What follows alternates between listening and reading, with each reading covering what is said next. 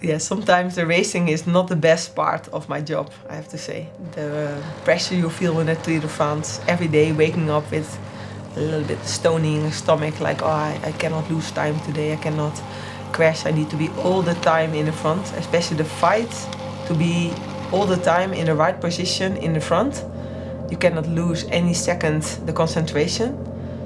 That's sometimes when I'm in the race, like, oh, it's not the part I will miss after my retirement. This fight all the time for position, all the time for your concentration, to stay focused. But yeah, in the end, when you get the reward of the yellow jersey and when you win solo, you forget all about it, about all the fights before, and to be there in position. It feels then all worth it.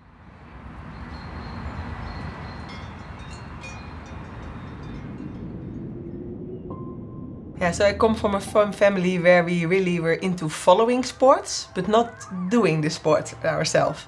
If it's possible, we were trying to transport ourselves by bikes, but just town bikes. So I was really raised to, as much as possible, we were using the bike and less possible the car. I remember that in my last year of my study, I did a physical test, and then the doctor told me that I had the numbers of the girls in the national selection.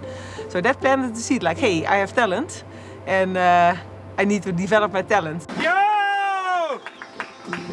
Klasse, Annemiek! My first part of career, I did profit a lot from Marianne Vos. I learned a lot from her. And the most important thing I think I learned from her is that fun is the fundament of the performance. And I always looked up to her, that I felt like I will never be at her level. She was like always like somewhere there, and the rest was down there. She was amazingly good in the beginning part of her career. I never ever thought 1 second that I could be as good as her. She was winning everything.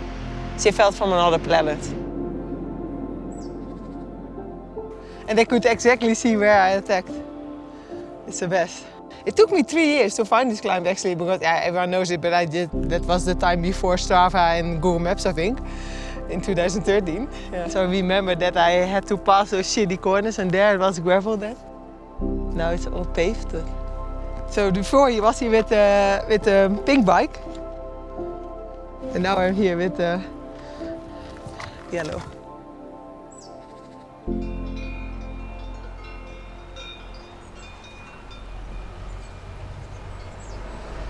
Yeah, usually in October I sit down with my coach, like I have a plan. Actually, I make already my own plan, and then I just like to discuss it and hear what he's thinking. I'm like, oh, I feel like doing both of them. Because last year I skipped the Giro d'Italia.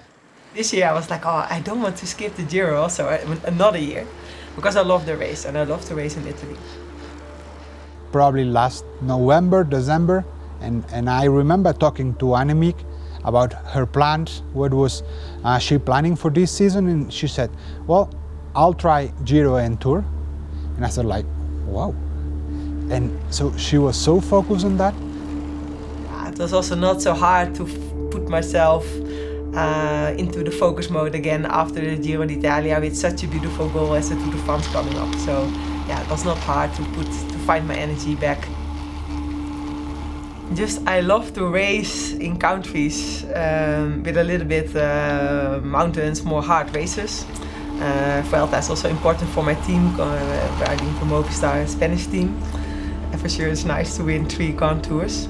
Although I have to say the first 2 were the biggest challenge. The Giro d'Italia and the Tour are bigger and longer. It's not hard for me to prepare because I love to race in Spain, Italy, where as long as there are a little bit more mountains and the races are hard, I'm motivated to start.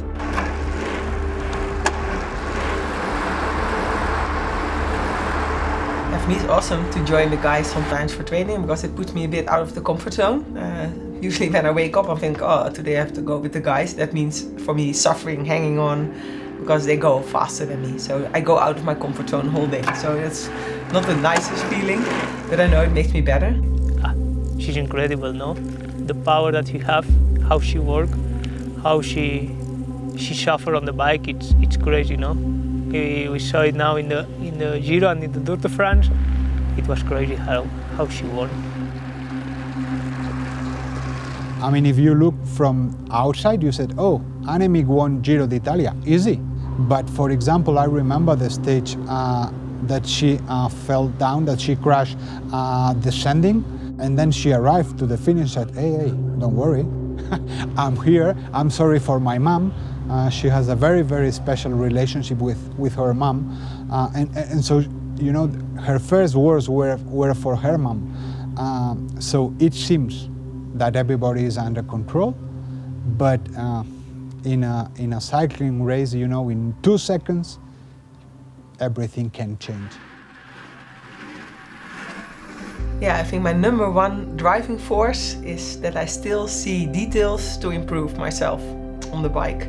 And now I came to a point in my career that I see those details are getting less and less and less. So it's harder to make that crazy plan in October to make another step the next year. I still improve, so I'm still surprised that I improve.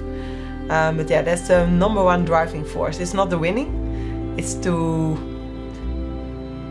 put that plan together with my coach to improve and get at a higher level.